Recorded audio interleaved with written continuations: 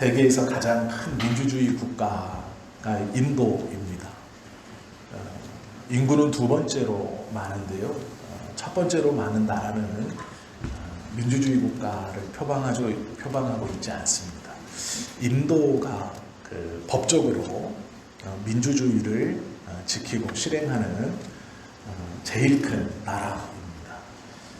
그런데 놀라운 것은 민주주의를 하는 이 민주주의의 첫 번째 조건이 뭐냐면 모든 인간은 평등하다입니다.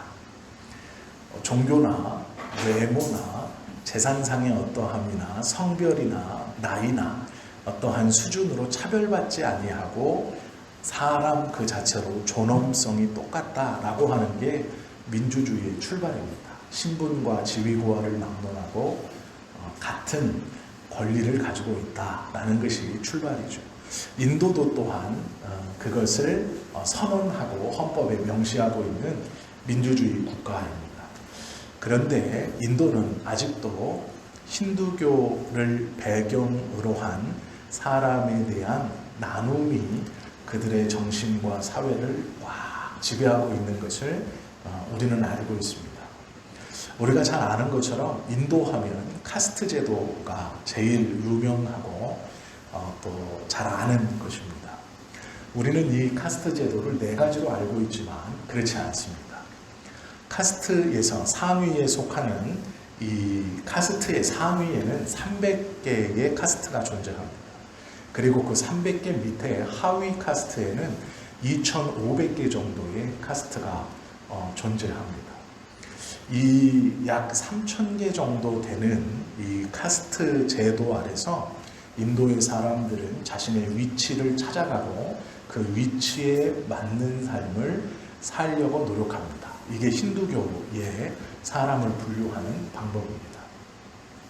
우리는 이 3,000여 개의 카스트 제도, 상위 300개, 하위 2,500개에서 2,700개의 이 제도를 네 가지로 알고 있습니다. 승려 계급인 브라만, 귀족과 무사 중심의 크샤트리아, 평민과 상인 계급의 바이샤, 그리고 일반 천민 계급의 수드라, 이 네 가지의 계급과 함께 불가촉 천민이라는 길바닥에서 태어나서 신발을 평생 신으면 안 되고 지붕이 있는 곳에서 평생 잠을 잘 수 없는 계급, 불가촉 천민인 하리잔이라고 하는 계급이 또 있습니다. 이 인도는 이 5가지의 계급으로 크게 나누어서 삶을 살아갑니다. 그러면 우리가 생각할 때 승려라고 하는 이 브라만 계급이나 귀족과 군인 계급인 크샤트리아, 평민과 돈이 많은 상인 계급인 바이샤가 일반 천민들인 수드라와 불가촉 천민인 하리잔을 좀 돌보면 되지 않는가라고 생각합니다. 그런데 이 힌두교의 정신 가운데 어떤 것이 있냐면 천민 계급인 수드라와 불가촉 천민이라고 부르는 이 하리자는 이 땅에서 약 100년도 안 되는 시간을 그렇게 천하고 하찮게 보내지만 이들은 전생하면 다음 생에 분명히 브라만이나 이 크샤트리아로 태어날 거다라는 확신을 가지고 있습니다. 그래서 내가 이 땅에서 이 차별당하는 것이 당연하다. 그리고 다음 생에는 무조건 더 좋은 것으로 태어난다 라고 그들은 생각합니다. 이런 생각이 있기 때문에 브라만이나 귀족 계급도 나는 다음 생에 무엇으로 태어날 수 알 수 없기 때문에 지금 내가 태어난 이 계급을 잘 즐기고 여기서 행복을 찾고 만족을 얻을 만큼 얻어야 한다 라고 생각합니다. 그래서 이 힌두교의 계급, 이 카스트 제도가 유지되고 있습니다. 인도인들의 마음속에는 이 생각이 꽉 들어차 있습니다. 수천 년간 이것이 유지되어왔고 가르쳐왔고 그들의 생각을 지배하고 있기 때문입니다. 이것이 세계관입니다. 바뀌지 않습니다. 귀족은 잘 태어난 사람은 잘 태어난 대로 다음 생이 어떨지 모르니 이번 생에 잘 태어남을 누리고 즐기자. 하층민은 다음에는 이것보다 더 천한 삶은 없으니 잘 견디자 라는 것입니다. 그러면서 평등이라는 것을 서로가 인지하지 못합니다. 이것은 운명이다라고 생각하는 것이죠. 인도 사람들 가운데 환생을 모든 사람들이 붙들고 있고 환생의 법칙이 이것이다 라는 것을 믿고 있기 때문에 그들은 이 제도에 대해서 불만을 갖고 있지 않습니다. 어차피 자기는 다음 생에 좋은 것으로 태어날 것을 믿고 있기 때문에 그렇습니다. 이것이 세계관이죠. 판단의 기본이 되는 전제입니다. 바뀔 수 없는 어떠한 것입니다. 우리 기독교인들도 세계관이라는 것이 있습니다. 예수 믿기 전에 가졌던 세계관과 예수 믿은 후에 가졌던 세계관이 물론 달라야 합니다. 그런데 여전히 예수님을 알기 전에 세계관을 가지고 교회 안에 있다면 성경의 말씀과 계속해서 부딪히는 자기 자신을 보게 될 겁니다. 성경은 물질에 대해서 하찮은 것으로 얘기하고 있지는 않지만 중요하지 않다고 얘기합니다. 또 높아지려는 마음을 조금 낮추어라 라고 말씀하고 있습니다. 세상의 법칙과 가치관과는 반대되는 것을 우리에게 가르치고 또 그것이 옳은 것이라고 가르칩니다. 우리가 속마음을 알 수 없지만 표면적인 것으로는 그것이 더 중요하고 가치 있다라고 서로 말하고 또 그렇게 나의 마음이 변하게 해달라고 하나님 앞에 기도합니다. 기독교 세계관과 세상적인 세계관은 많이 다릅니다. 이 세계관의 변화를 경험했던 사람이 바울입니다. 바울이 오늘 빌립보 교회 성도들에게 자신이 예전에 가졌던 중요하게 여겼던 가치관과 세계관 그리고 지금 가지고 있는 가치관과 세계관이 완전히 다름을 이야기해주고 설명하고 있습니다. 바울이 주님을 알기 전에 어떤 사람이었나 우리는 바울의 고백을 통해서 좀 살펴보려고 합니다. 4절에서 6절까지의 말씀에 보면 이렇게 고백하죠. 그러나 나도 육체를 신뢰할 만하며 만일 누구든지 다른 이가 육체를 신뢰할 것이 있는 줄로 생각하면 나는 더욱 그러하리니 이 말씀이 세상의 것을 누가 자랑하고 그것이 믿을 만하다 라고 말한다면 나는 더욱 그러하다라는 걸 나는 더욱 자랑할 만하고 나는 더욱 믿을 만한 것을 가지고 있었다라는 뜻입니다. 5절에 보면 그 자랑할 만하고 믿을 만한 것이 무엇인지를 기록하고 있습니다. 나는 8일 만에 할례를 받고 이스라엘 족속이요 베냐민 지파요 히브리인 중에 히브리인이요 율법으로는 바리새인이요 라고 고백합니다. 이 5절의 한마디가 바울의 이스라엘서의 신분이 어떠함을 보여주는 그러한 구절입니다. 난지 8일 만에 할례를 받았다라는 것은 자신뿐 아니라 자신의 부모도 할례를 받은 정통 유대인이라는 뜻입니다. 나의 어머니, 즉 나의 위에도 내 아버지도 정통 유대인이다. 나는 난지 8일 만에 할례를 받았다. 즉 태어나면서부터 유대인이었다 라고 말하는 것이죠. 이스라엘 족속이요 베냐민 지파라고 말합니다. 베냐민 지파라는 것이 중요한데요. 이스라엘 백성들에게 12지파 중에 특별하게 생각나는 두 지파가 있었습니다.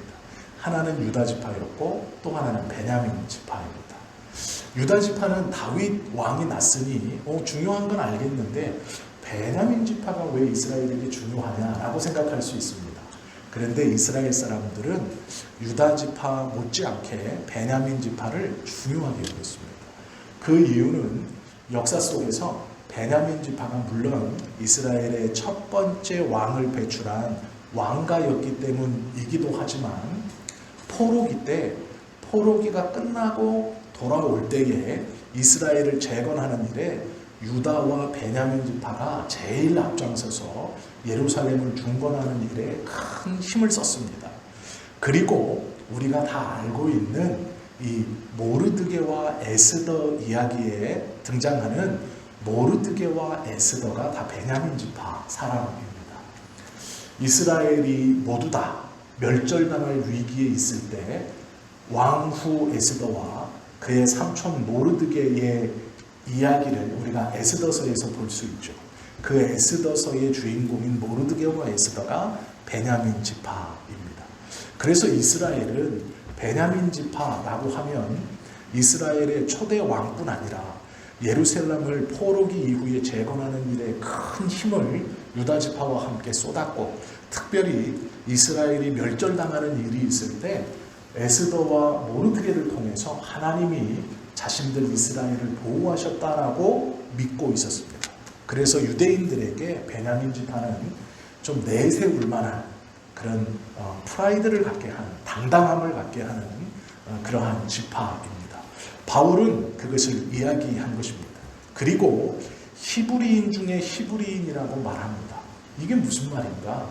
바울 시대에는 히브리어를 사용할 수 있는 사람이 많이 없었습니다. 그런데 바울이 히브리인 중에 히브리인이다라고 말하는 건 나는 히브리어를 말할 수 있다라는 의미입니다. 즉 무엇이냐면 많은 이스라엘 백성들이 이방인들과 동화되어서 히브리어를 말하지 못했고 아람어를 사용했습니다.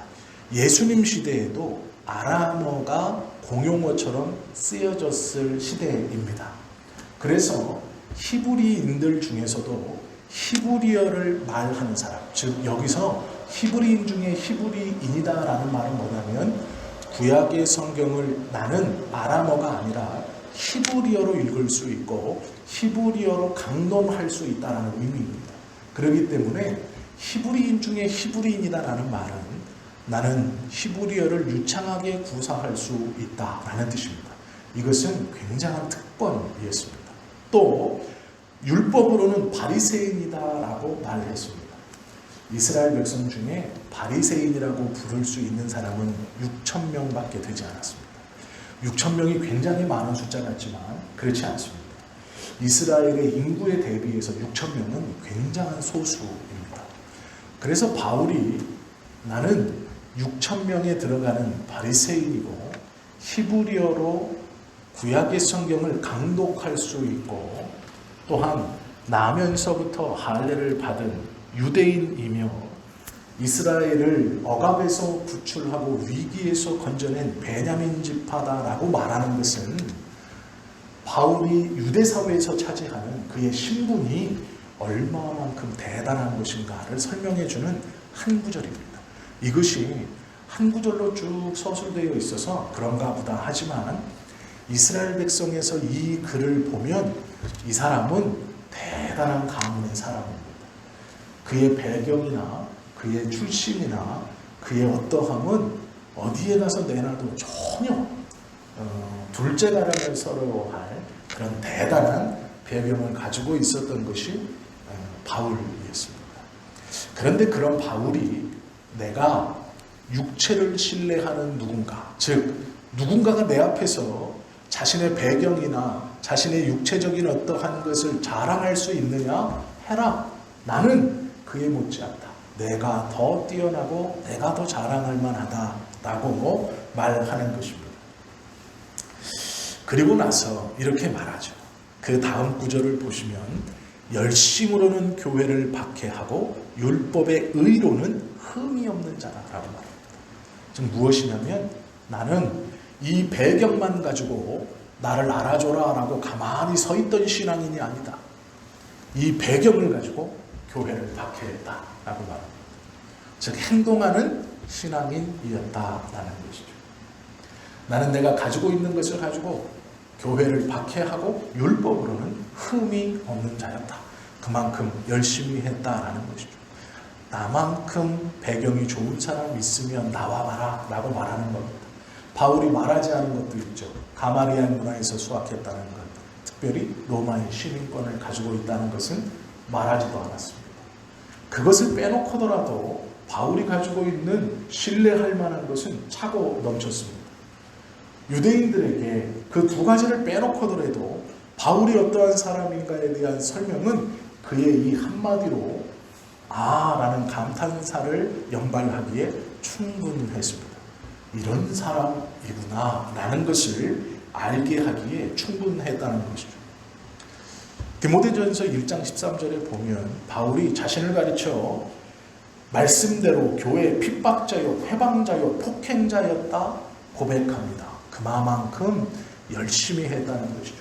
유대인에게 있어서 나만한 자가 있느냐, 나만한 배경을 가지고 있는 자가 있느냐, 나만큼 내세울 만한 것이 있는 자가 있느냐, 또한 유대인의 신앙에 비추어 나만큼 열심히 있었던 자가 있느냐, 나처럼 교회를 핍박했던 자가 있느냐, 그만큼 하나님의 율법에 붙들려 있었던 자가 있느냐, 나는 흠이 없는 자다라고 스스로 자신 있게 말할 정도로 그의 배경은 유대인들에게 감탄을 자아내기에 충분한 사람이었습니다. 이랬던 바울이 오늘 본문 7절 8절에 보시면 이렇게 말하죠. 그러나 무엇이든지 내게 유익하던 것을 내가 그리스도를 위하여 다 해로 여길 뿐더러 또한 모든 것을 해로 여김은 내 주 그리스도 예수를 아는 지식이 가장 고상하기 때문이라. 내가 그를 위하여 모든 것을 잃어버리고 배설물로 여김은 그리스도를 얻고 라고 고백하고 있다라는 것이죠. 그가 자랑할 만했던 것, 남들보다 절대로 떨어지지 않았던 그 배경을 모두 다 배설물로 여길 만큼, 가지고 있으면 해로운 것으로 여길 만큼 생각했다. 지금 나는 그런 생각을 갖고 있다라고 고백하는 것이죠. 바울은 유대교적 배경을 쌓고 그것을 배우고 익히기 위해서 평생을 보냈던 사람이었을 것입니다. 바리새인은 그 당시에 6,000명밖에 되지 않을 정도로 소수였습니다. 아무나 바리새인이라고 할 수 없었고, 바리새인이 되어서도 그 바리새인의 집단 안에서 그 바리새인이라는 신분을 유지시켜 가기 위해서 그들이 정한 365가지의 율법과 장로의 유전인 613가지의 율례들을 그는 평생 매일 하루같이 꼬박꼬박 지켰어야 했습니다. 그들의 삶은 철저하게 금욕적이었고 철저하게 규칙적이었습니다. 그들은 먹고 자고 눕고 일어나는 것도 율법에 맞추어서 어긋남이 없었어야 했습니다. 심지어는 듣고 보고 말하는 것도 그 율법과 규례에 어긋남이 없었어야 했습니다. 한마디로 바리새인이다라고 말하는 이 6,000명의 삶은 모든 이스라엘을 대신해서 하나님 앞에 오로지 경건과 성결만을 추구하며 살아가는 삶이었습니다. 이들의 삶은 어쩌면 사두개인과 서기관들과 제사장과 비교해도 조금도 부족하지 없는 아주 타이트하고 그들의 나름대로 율법 안에 깨끗한 삶을 살려고 노력했던 사람입니다. 그 열심, 그리고 그 열심을 통해 거머쥐었던 그것을 하찮게 여긴다라는 것은 결코 쉬운 일이 아닙니다. 인생을 통틀어 평생을 이루려고 했고 붙들었던, 그리고 호칭을 얻었던, 그 공동체에 들어갔던 그 멤버십을 포기하고 아무것도 아니고 배설물로 여긴다라는 것은 바울이 그것을 알았던 삶과 몰랐던 삶의 사이에 무엇인가 엄청난 일이 일어났다는 것을 우리는 짐작해 볼 수가 있죠. 베드로 또한 마찬가지입니다. 베드로는 주님의 수제자로 당당한 사람이었습니다. 얼마나 그가 자신감에 차 있었는가? 그는 어부였습니다. 그런데 제사장의 종들이 군병들과 함께 예수를 잡으러 왔을 때 베드로가 자신의 이 품에서 단도를 꺼내어 종의 귀를 쳐서 떨어뜨려 버립니다. 베드로가 욱하는 사람이라서요? 아닙니다. 욱한다고 그 자리에서 검을 뽑아서는 안 됩니다. 왜 그런지 아십니까? 예수님을 잡으러 온 자들이 제사장의 종이면서 로마의 군병들이 같이 왔습니다. 그리고 그들이 가지고 있는 것은 검과 몽둥이였습니다. 베드로가 예수님의 수제자로 얼마나 당당했는가, 그의 자신감이 얼마나 차 있었는가. 검을 뽑아서 귀를 잘라버립니다. 그가 욱해서가 아니에요. 자신의 배경이 믿을만해서입니다. 먼저는 누가 믿을만했습니까? 예수님이 믿을만하죠. 오병이어의 기적을 일으키시는 예수님이 믿을만하죠. 병든 자를 고치고 귀신을 쫓고 죽은 자를 일으키는 예수님이 먼저는 믿을만하죠. 그리고 예수님 뒤에 있는 수많은 백성들이 믿을만하죠. 예수님을 왕으로 삼아야 되겠다, 호산나 호산나 소리치는 그 백성들이 믿을만하죠. 예수님이 성전에 입성할 때 베드로는 예수님을 쫓아오며 그 환호성을 들었습니다. 얼마나 자신감이 차 있었겠습니까? 이제 곧 예수님이 왕이 되는 것이죠. 제사장 내 발밑에 있는 것입니다. 군인들, 검, 몽둥이 무섭지 않습니다. 왜요? 수많은 백성들이 뒤에 있고 제일 믿을 만한 예수님이 눈앞에 있습니다. 풍랑도 잠잠케 하시는 예수님이 눈앞에 있습니다. 바람과 파도를 꾸짖어 잠잠케 하시는 예수님이 눈앞에 있습니다. 나로 오라 하십시오. 무리를 걸어오라 하십시오. 두말 없이 오라 하시는 그 예수님이 눈앞에 있습니다. 보이는 게 없습니다. 얼마나 든든한 배경입니다. 그래서 칼을 뽑을 수 있었습니다.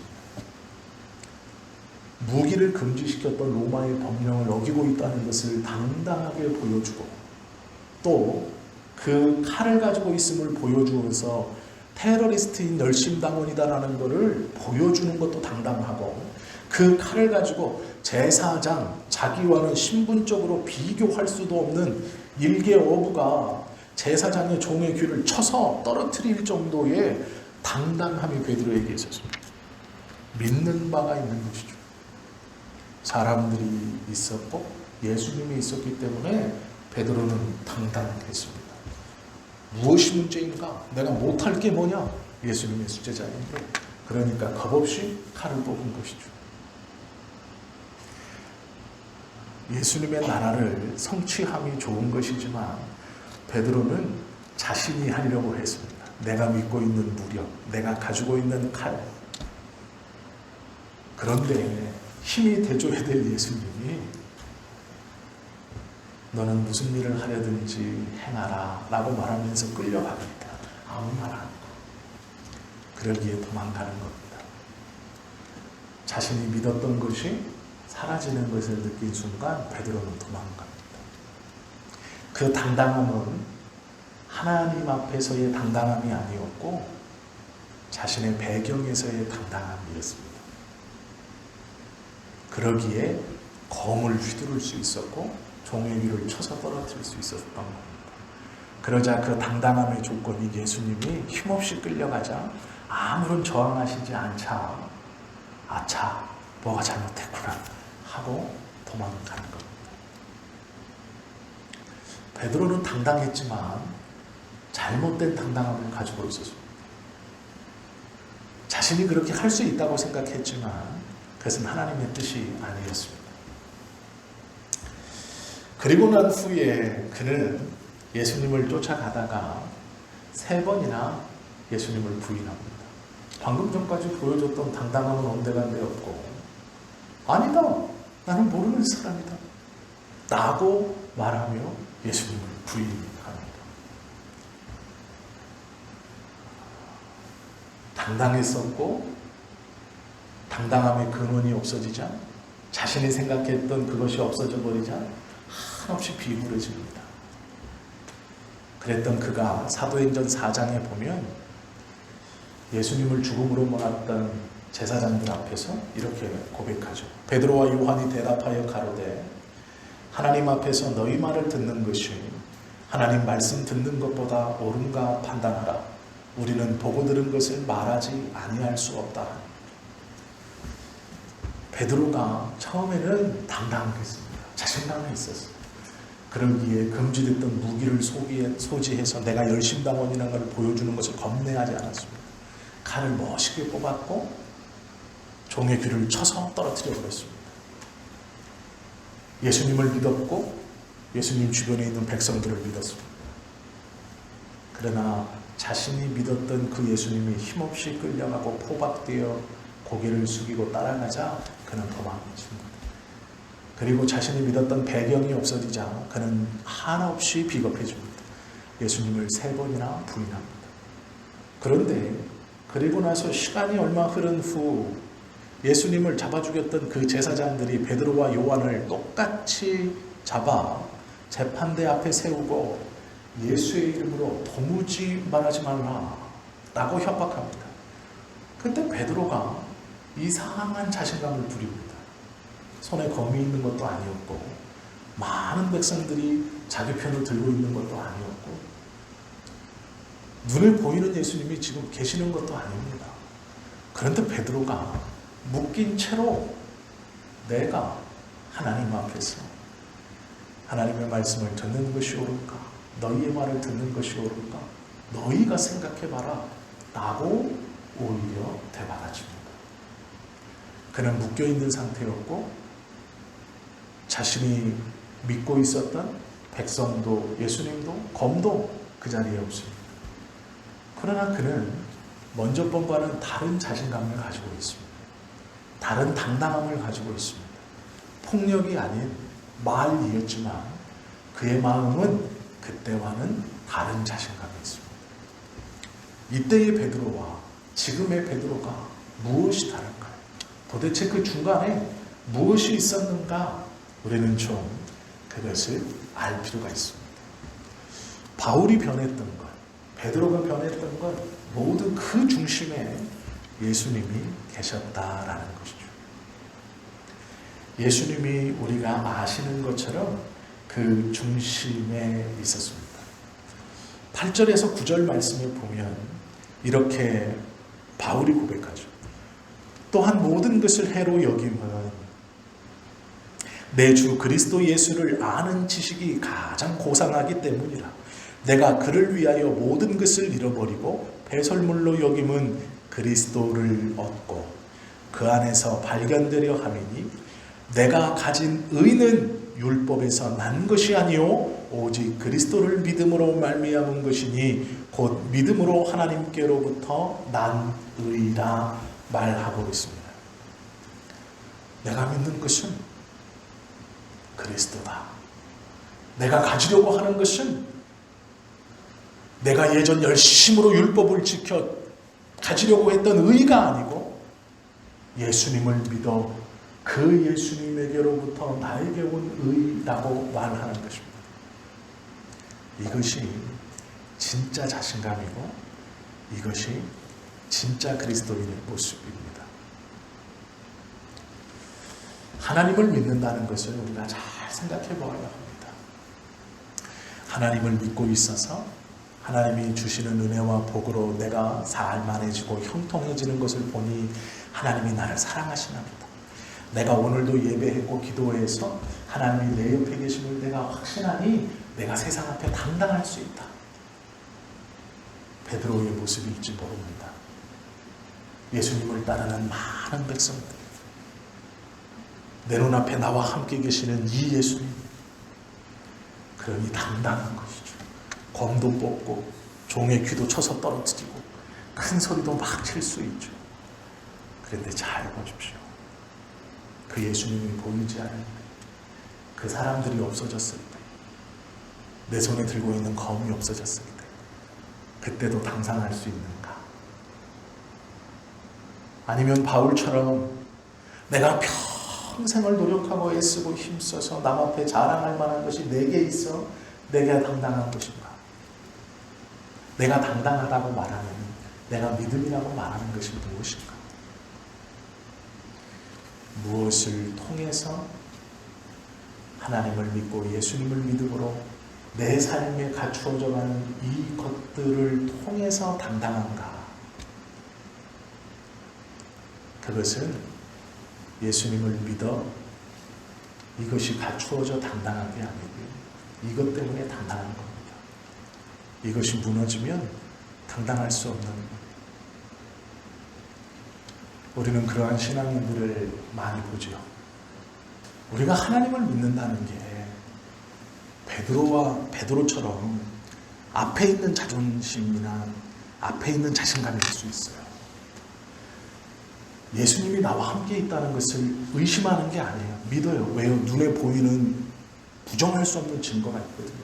내가 기도하면, 또 내가 찬송하면, 예배를 드리면 내 마음에 감동도 있고, 내가 기도하면 잘 되지 않는 일이 잘 되기도 하고, 또 다른 이들이 나를 보아도 넌 참 예수 잘 믿는다라고 얘기도 하고, 나도 그만큼 교회를 위해서 헌신하고 어려운 사람도 돕고.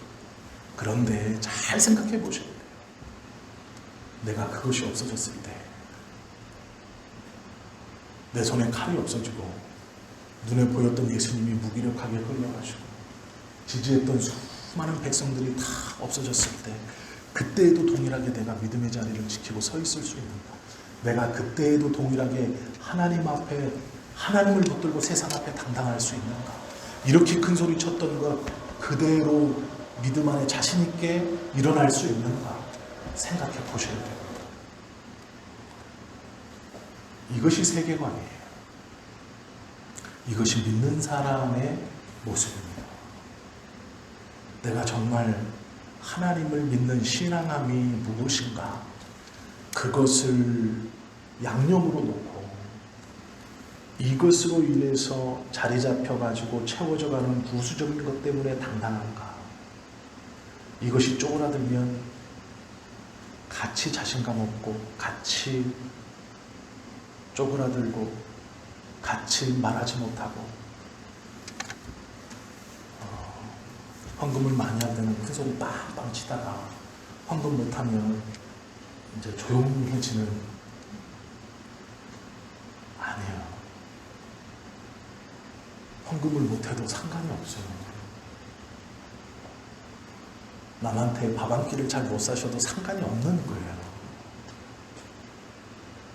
우리가 믿는 바 하나님은요, 우리가 믿는 바 믿고 살아가는 것은 그것이 아니에요. 이것을 잘 믿으면 하나님이 이것을 다 주신다고, 알아서 다 주신다고 약속하셨어요. 그러나 때로는 하나님이요, 너의 믿음이 어디에 있느냐 내가 보겠다라고 그것을 테스트하시기 위해서 이것을 어렵게 하시기도 하세요. 그때도 네가 나를 섬기니, 또 그때도 네가 세상 앞에 동일한 당당함으로 살아갈 수 있는가? 묶여있지만 검도 없고 예수님도 눈앞에 없고 많은 백성도 없지만 내가 하나님 앞에서 하나님의 말씀을 듣는 것이 옳은가? 너희의 말을 듣는 것이 옳은가? 너희가 판단해보라 라고 말할 배짱이 있는가? 너의 신앙이 그만한 자신감이 있는가? 때로는 테스트해 보시기 위해서 이걸 줄이기도 하세요. 우리를 좀 어렵기도 하세요. 누가 봐도 힘들고 어렵게도 하세요. 다 고민되게도 하세요. 자신감 없게도 하세요. 없게 보이게끔도 하세요. 그때 하나님의 은혜와 말씀을 잘못 붙들고 있는 성도는요, 자신감이 없어져요. 믿는 바가 없어져요. 소심해지는 거예요. 당당하지 못해요. 아니요. 우리가 믿고 있는 것은 이게 아니에요. 이건 부수적인 것이고 하나님께서 나에게 주신 약속, 그것을 우리가 믿고 있는 건데 이것이 쪼그라들면 이것이 같이 약해지는 거예요. 더 놀라운 것은 이것이 회복되면 이것도 회복된다고 생각해요. 아니에요. 이게 쪼그라들어서 이게 쪼그라들면요, 이게 좋아져도 이건 안 올라와요. 왜요? 이게 내 수준인데요. 이게 내 수준이거든요. 쪼그라든 게. 이게 난데 이게 좋아졌다고 이게 다시 좋아질 것 같죠? 천만의 말씀이에요. 자기는 좋아졌다고 생각하지만 사람들은 위선이라고 생각해요. 제가 그분의 신앙을 믿을까요? 아니죠. 나는 밑바닥을 봤는데 그분이 어떻게 와서 어떻게 고백했고 어떻게 먹고 살았고 이 사람이 먹고 살만하자 어떻게 변하는 걸 봤는데, 큰 교회로 가서 다시 사장님들하고 어울리고 주일에 예배 오지 않고 술 마시러 다니는 걸 내가 눈으로 봤는데 안수 집사인 것을 분명히 여기서 고백했는데 자기가 이쪽에 가서는 서리 집사입니다. 자신이 하나님께서 주신 그 직분을 부끄러워함을 내가 봤는데 그의 신앙을 믿을 수 있을까요? 나중에 이분이요, 이 교회도 못 다녔어요. 저희 교회도 못 왔어요. 교회가 3개 있었는데 또 다른 교회 갔어요.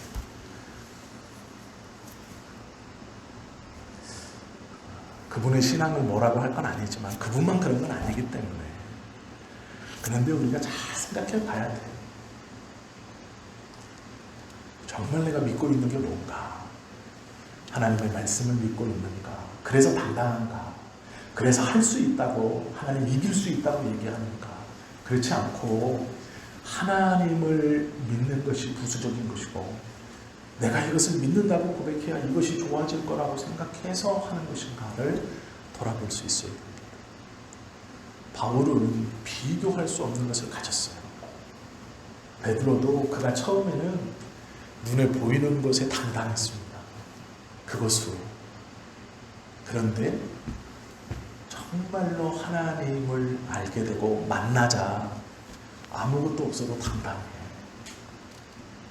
바울도 로마로 압송되어서 고위 관리들 앞에서 아무것도 없어도 자기는 죄수인데 뭐라고 그러냐면 내가 묶인 것 외에는 당신들도 나처럼 되기를 내가 원한다 이렇게 말해요. 이게 믿음이에요. 이게 본질을 붙들고 살아가는 사람들이 할 수 있는 세상 앞에 고백이에요. 조건이나 환경이나 내 여건을 보고 그만큼 말하는 게 아니에요. 그건 믿음이 아니에요.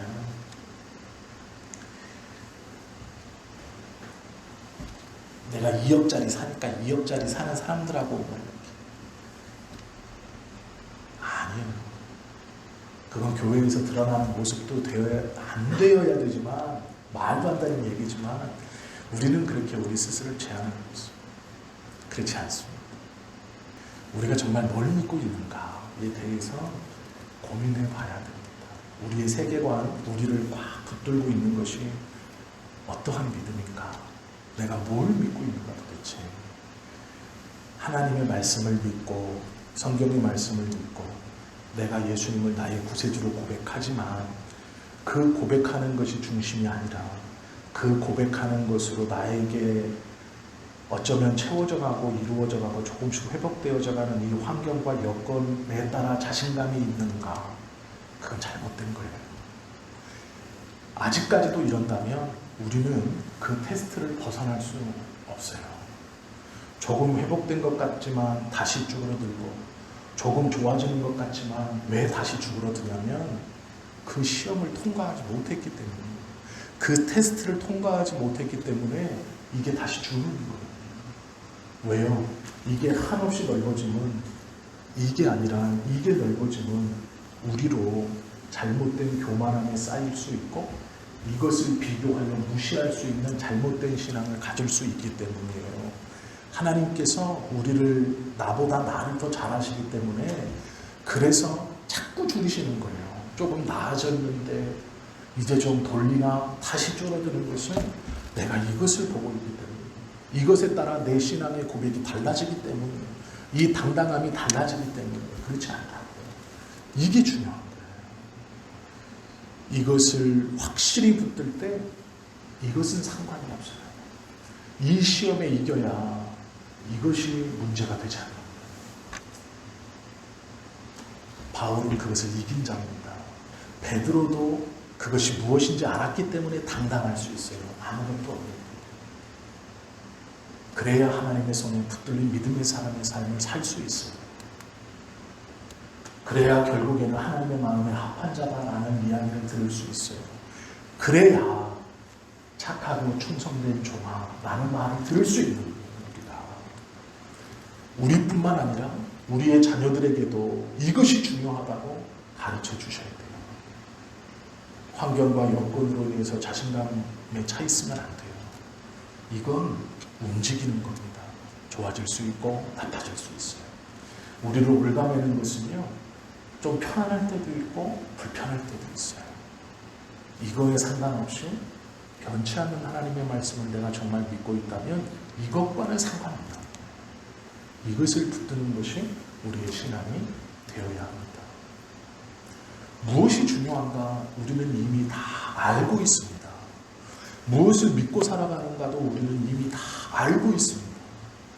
그러나 알고 있는 것이지만 그것이 무엇인가를 제대로 우리의 삶에 적용시키지 못했던 것뿐입니다. 이제 확실히 아는 바를 분명히 믿고 이 환경과 여건이 아니라 말씀하시는 이 하나님에 대한 믿음을 가지고 언제나 담당하실 수 있어야 돼요. 그때 이 시험이 통과될 것입니다. 그러면 하나님께서 있어야 할 것과 써야 할 것과 회복되어야 할 것 이것들을 다 이루어 주시는 거예요. 이것이 믿음의 선진들이 깨닫고 고백했던 믿음입니다. 우리도 이 믿음을 소유하고 고백하실 수 있는 믿음의 사람들이 다 되실 수 있기를 예수님의 이름으로 축원합니다. 기도하겠습니다.